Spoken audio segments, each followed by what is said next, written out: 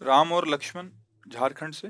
हे गुरुदेव, मुझे रामानंद संप्रदाय की उपासना पसंद है और मैंने आपको गुरु स्वीकार किया है। ऐसे में मुझे दीक्षा कहाँ से लेनी चाहिए? कृपया मार्गदर्शन करें। देखो, सत्संग सुन सकते हो, सत्संग सुनिए। जब हम राधा नाम बोले तो उसे तुम राम नाम पे भावना करो। जब हम प्रिया प्रीतम की बात करें तो तुम सिया राम की भावना करो।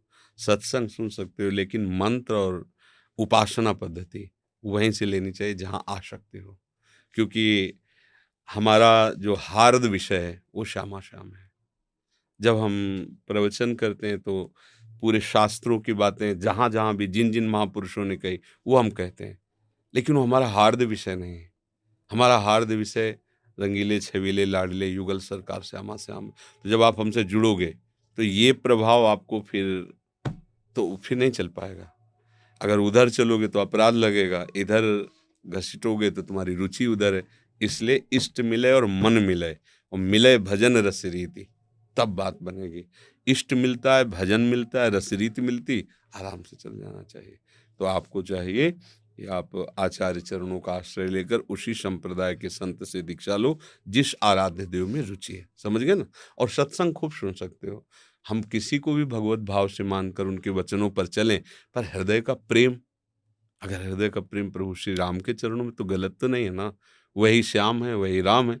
तो अब हमको ये तो मतलब नहीं है कि वही जब राम है वही श्याम एक ही है तो आप भी सिया राम कहो, नहीं कह सकते ना, क्योंकि हम बिके हुए हैं, हमारी इधर रुचि है। ऐसे तुम्हारा मन उधर है, तो एक ही है, श्याम राम एक ही है। पर अब वही मंत्र होना चाहिए जिनको हम प्यार करते हैं, वही उपासना होनी चाहिए, तभी तो हमारा भाव बनेगा। अब गौर से ऐसे देखो, चरण से ऊपर तक तो श्याम सुंदर है, ऊपर देखो मुरली, और उनको देखो तो सारंग धनुष। फिर चित्त में एकदम लगेगा ना कि कैसे एक, तो ऐसा है। प्रभु वही हैं, उन्हीं के विविध नाम रूप हैं। पर आनंद का अनुभव सांगोपांग उपासना से होता है। सांगोपांग, एक संत, एक कंत, एक ग्रंथ, एक मंत्र, एक पंथ, इसे सांगोपांग कहते हैं। किसी एक संत को अपना जीवन समर्पित कर दे, किसी एक ग्रंथ को प्रधान अपना मान ले, एक मंत्र को अपना जीवन बना ले, एक पंथ को चयन कर ले, नहीं, और एक कंत, एक आराध्य देव को चयन कर चल पड़े, तो सांगोपांग उपासना उसको सिद्धावस्था में पहुंचा देगी। अब मन कहीं और है, उपासना कोई और है, तो बस कैसे बनेगा? फिर तो विक्षेप पड़ता रहेगा ना चित्त में, विक्षेप शून्य होकर।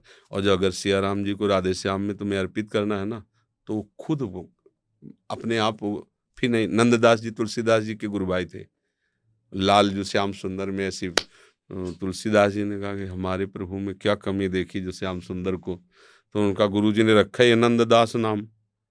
अब हाँ, यहाँ कमी बेसी की बात थोड़ी, इनकी मुरली ने हमें, हमारे चित्त को चुरा लिया।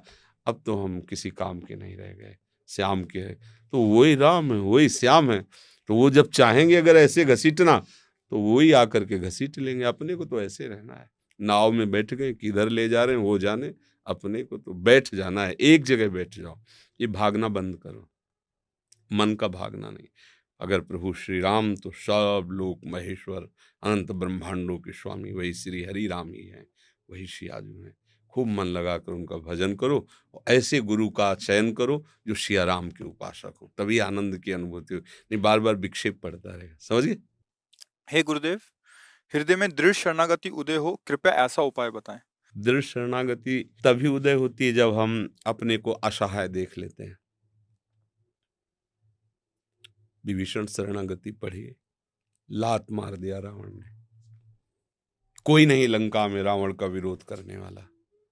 अब कहाँ जाए? पहले से भगवान का भजन करते थे, पर अब शरणागति उदय हुई है। पूरी लंका को संबोधन कर रहे हैं, अब मुझे कोई दोष मत देना, निश्चित तेरा विनाश होगा। अब मैं जा रहा हूं भगवान की शरण में। अगर कोई बल है, धन का बल, बुद्धि का बल, विद्या का बल, जाति बल, कुल बल, जन बल, कोई भी बल है, तब तक शुद्ध शरणागति नहीं होती। जब पूर्ण रूप से हार जाता है जी। जैसे देखो, द्रौपदी जी भगवान के भक्त हैं, पर पूर्ण शरणागत तब हुई जब देख लिया कि अब चीर हट ही जाएगा, अब हमारे में बल नहीं रहे, तब नहीं तो पहले पतियों का बल, भीष्मादि का बल, अपनी भुजाओं का बल, दांत से पकड़ लिया, जे ही सब छोड़कर ऐसे किया, अब हुआ पूर्ण शरणागति, तो भगवान का चीर अवतार हो गया। दृढ़ शरणागति तभी होती है जब अन्य बलों का, अन्य आश्रयों का हमारा भाव हट जाए। प्रभु के सिवा, प्रभु हमारे बल हैं, प्रभु हमारे भरोसा हैं, प्रभु ही हमारी आशा है, प्रभु ही हमारा जीवन, तब शरणागति हो जाती है।